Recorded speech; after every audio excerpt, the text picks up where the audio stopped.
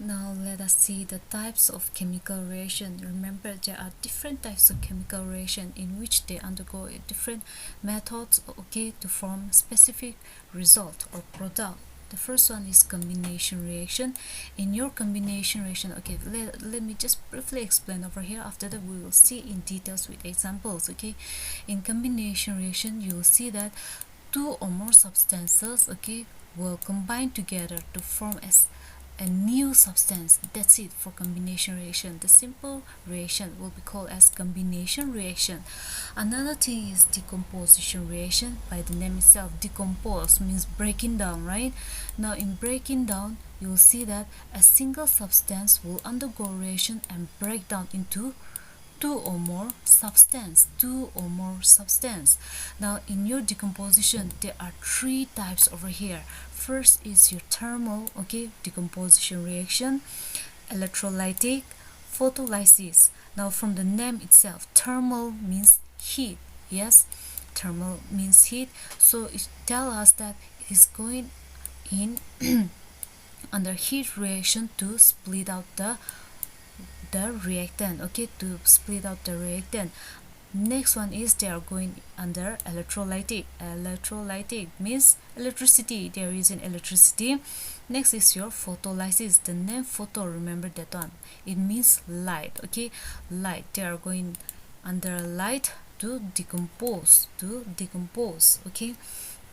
Now next thing is displacement reaction. In this displacement reaction, what happened actually is that, listen carefully, okay. Take AB plus C, okay, will give you what? Here what do you see is that take C as the more reactive substance. It can react much more, yes, it has the ability to react better, okay. So more reactive substance will replace the least reactive elements, okay, alright. So what actually happened is that C in your product, C becomes CB plus A become alone, alright. So what actually happened is that C is displacing this A, okay, because this element is more reactive compared to A, okay.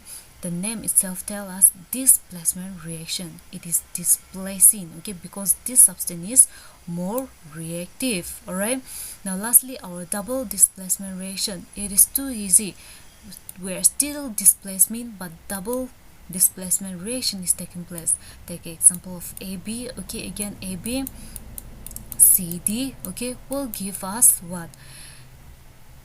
Their ions, okay, B and C ions will be exchanged between them. So what we used to tell about double displacement is that mutual, okay, mutual exchange take place.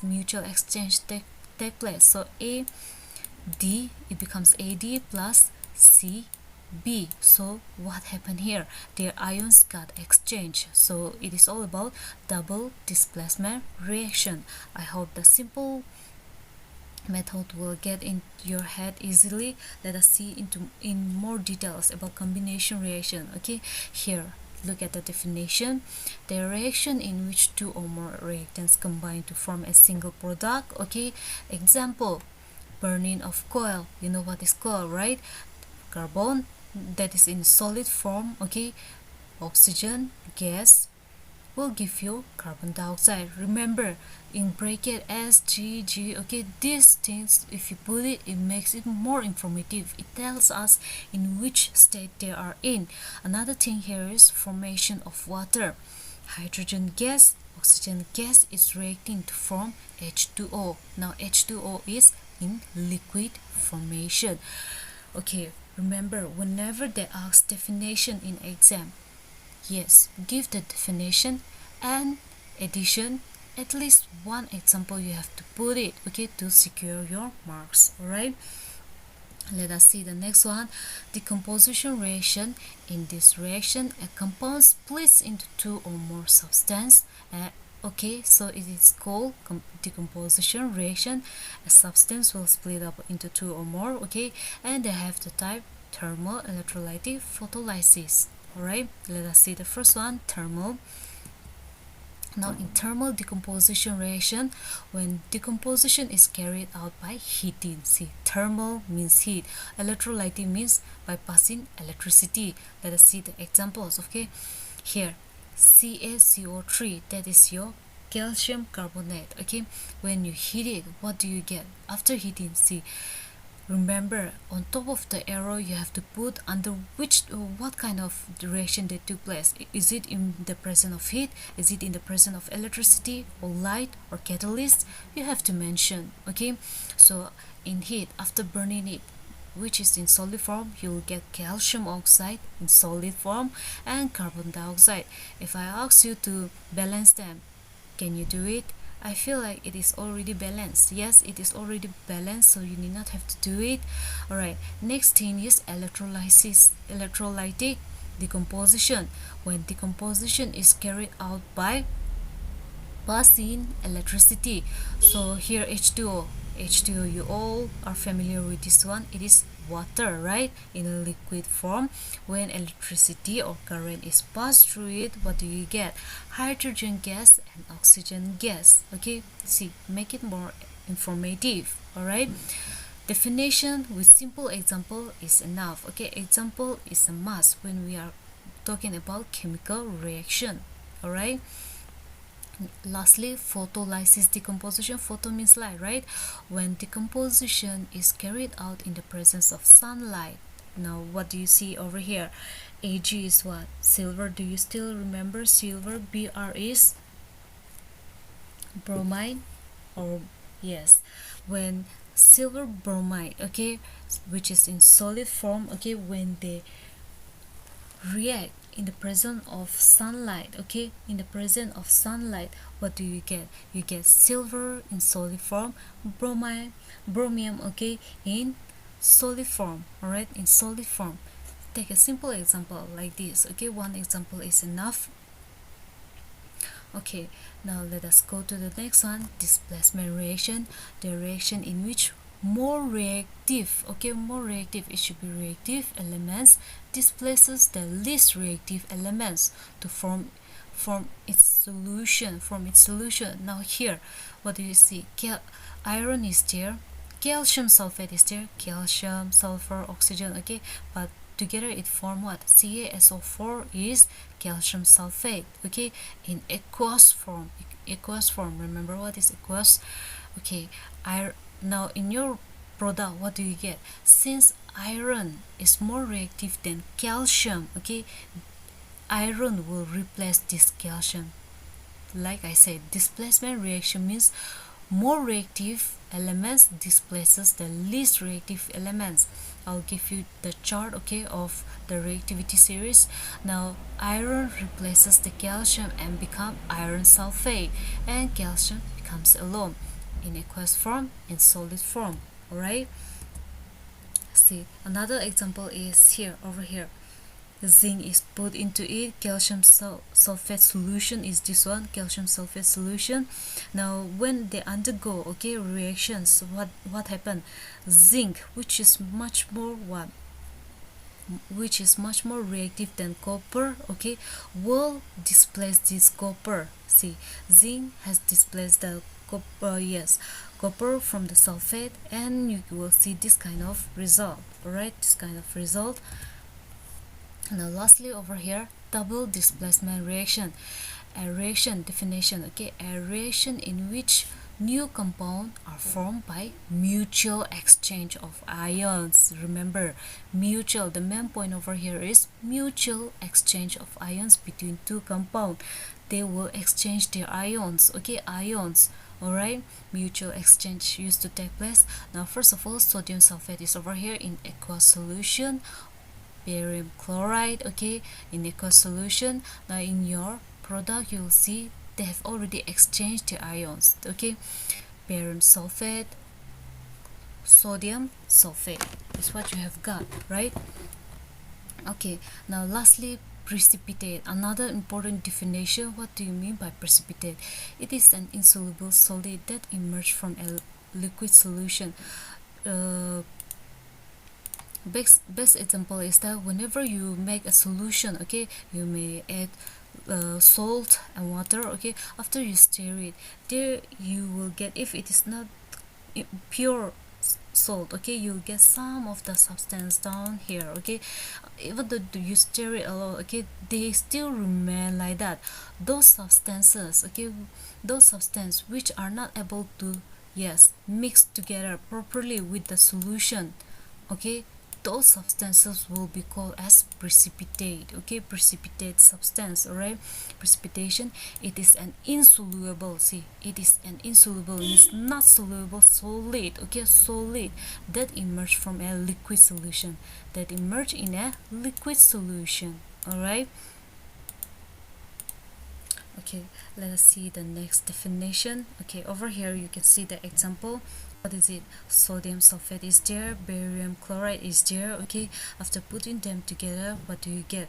White precipitate. You get the white precipitate over here. Okay, they have already exchanged their ions, so this, what, barium sulfate in white precipitate formation you will get, okay, insoluble, they will not be soluble in the water. Okay, you will get some white residue over here, which is what, precipitate, which will not be soluble in the liquid. Okay, in the liquid. All right, that is what, barium sulfate.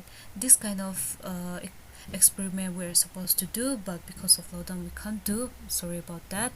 All right, now important reaction, there are two important reaction which is called endothermic and exothermic. Too easy. Okay, endothermic means energy is required in the reactions. Exothermic, okay, reaction means energy is released, energy is released. Now here endo, okay, thermic, the name thermic, okay, thermic means heat, right? Thermic.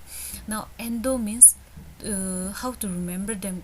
Okay, in what way you will not get confused between endothermic and exothermic. One is requiring energy, one is releasing energy. Okay, in what way you can remember is that endo, take it as enter, enter thermic. Okay, enter heat means energy is entering it, energy is required. Okay, exo, outside. Okay, exo, out. Okay, the name itself. Okay, thermic reaction, energy is released. Remember to put the example over here again. Calcium carbonate is being taken. Okay, now only after burning, okay, only after energy has been taken in, okay, you'll get calcium oxide plus carbon dioxide. Whenever you burn something, carbon dioxide used to be released, right? O should be capital. Now yes, exothermic reaction, energy is released. When you put calcium oxide in water, you'll see the calcium hydroxide plus you'll get heat. Okay, have you ever done that white paint on your wall? When you put water into it, you get heat. Okay, the heat used to release out, right? Release out. So what kind of reaction is that? When heat or energy is being released, it is called exothermic reaction. When energy is released, let us see a proper definition in it. What is it? According to temperature. Okay, according to temperature, exothermic reactions in which heat is released along with formation of product. Okay, along with formation of product, called exothermic. Burning of natural gas, methane, the natural gas which you use at home, okay, in the presence of oxygen. Once you burn it, okay, once you burn it, you will get carbon dioxide, water plus heat. Once you burn it, heat will produce, right? Heat will produce, carbon dioxide will produce, water will be produced, okay, in gas formation. Okay, next thing is your endothermic reaction, the reaction which requires energy in the form of heat, light and electricity, called endothermic. Not only heat but light, electricity, okay, those energy used to be required. All right. Okay, lastly over here, redox reaction, a very important topic over here. Redox reaction, or you can say oxidation reaction or reduction reaction. The name's redox. If you see properly, okay, if you see properly, you'll see from the name itself, redox. OX stands for oxidation, RED stands for reduction. Okay, reduction, oxidation, reduction. Redox reaction is all about that. So what do you mean by oxidation and what do you mean by reduction? So oxidation is what? The addition of oxygen. Okay, the name itself oxygen, right? The addition of oxygen to the substance, so oxygen is being needed over here, and the removal of hydrogen, so hydrogen has been kicked out from the substance. Here what you can do is that take a simple example like this. Okay, what is it? Copper plus oxygen will give you copper oxide, right? Copper oxide. Now in your reduction reaction, what is it happening here? The addition of hydrogen. Okay, addition of hydrogen substance and the removal of oxygen from the substance. Now if you see properly, reduction is totally opposite of the oxidation, right? Here in oxidation they sorry about that, they take oxygen in and hydrogen is being removed. But when you come and see in the reduction method, you will see hydrogen is being added and oxygen is being removed. Take the example of this one, calcium oxide. What happened? Oxygen is being removed and what? Hydrogen has been added into it. See, plus added into it. Okay, it is all about that oxidation, reduction. Okay, remember the points, remember the examples. Okay, all right, now another thing, what will you call this one as? Okay, in exams sometimes they will ask, what do you mean by reducing agent? Okay, or what do you mean by oxidizing agent? Just now we have studied that in redox reaction. Okay, redox reaction, what is it? Reducing means adding of hydrogen, right, and removal of oxygen. And in oxidation means adding of oxygen and removal of hydrogen. Okay, so in here I've taken this example. Okay, lead oxide is there, PbO, carbon is there, and you can see lead carbon dioxide has been comes off, right? So what are being called as reducing agent? Okay, agent, all right, chemical which reduce other chemicals and itself become oxidized. So which chemicals over here is reducing other chemicals? Lead has become reduced, so and itself become oxidized. So chemicals itself become oxidized. When you see in the example over here, carbon is the elements. Okay, carbon is the chemicals which is reducing other chemical. Lead oxide has been reduced to lead, right? And what happened to carbon? They become oxidized itself. So they become oxidized itself, right? Carbon dioxide, they become oxidized itself. So here our carbon is the reducing agent. Okay, our carbon is the reducing agent.